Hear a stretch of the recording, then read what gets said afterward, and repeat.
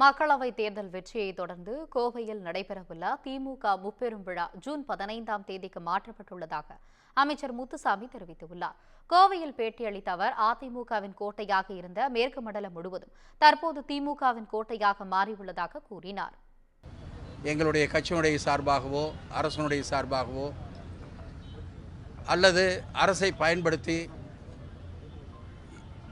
சட்டதிட்டங்களுக்கு மாறாக பணிகளை செய்து வாக்குகளை பெறுவதற்கான எந்த முயற்சியும் எங்களுடைய கழகத் தோழர்கள், கூட்டணி கட்சி நண்பர்கள் எடுக்கவில்லை என்பதை இந்த நேரத்தில் நான் திட்டவட்டமாக தெரிவித்துக் கொள்கிறேன்.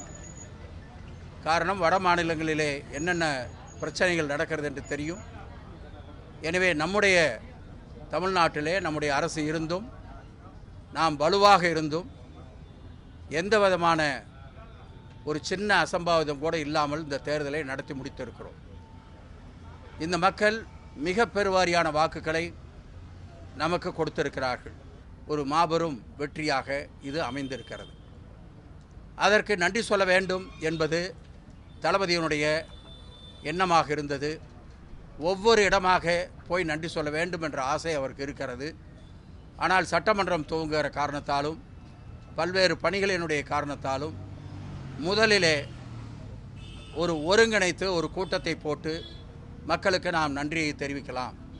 முத்தமிழறிஞர் கலைஞருடைய நூற்றாண்டு விழா நிறைவு, 101வது ஆண்டு துவக்கம், அது ஒன்று என்று சொன்னபோது அங்கே இருக்கிற முக்கியமான ஒரு தலைவர் சொன்னார், இவ்வளவு பெரிய வெற்றி வருவதற்கு உங்களுடைய அணுகுமுறை, நீங்கள் எடுத்த முயற்சி, உங்களுடைய சுற்றுப்பயணம், எனவே உங்களுக்கு நன்றி சொல்லுகிற ஒரு நிகழ்வும் அதில் இருக்க வேண்டும் என்று சொன்னார்கள்.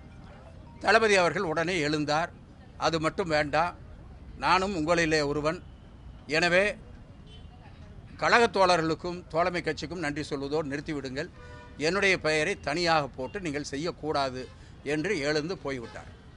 அதற்கு பின்னாலே தலைவரெல்லாம் போய் சொல்லி, அதற்கு பின்னாலே அவரிடத்திலே அனுமதி பெற்றுத்தான் இப்பொழுது அதுவும் இதிலே சேர்க்கப்பட்டிருக்கிறது. தோழமை கட்சியுடைய தலைவர்கள், அதே போல் தோழமை கட்சி தோழமை அமைப்புகள், அப்புறம் திமுகவினுடைய முக்கிய நிர்வாகிகள் அனைவரும் இங்கே கலந்து கொள்ள இருக்கிறார்கள். எங்களுடைய கழகத் தோழர்கள் இந்த செய்தி கிடைத்ததிலிருந்தே இங்கே எல்லா பணிகளையும் துவக்கி செய்து கொண்டிருக்கிறார்கள். எனவே அனைவரும் அந்த கூட்டத்தில் கலந்து கொண்டு அது ஒரு மாபெரும் வெற்றியை ஏற்படுத்தி தர வேண்டும்.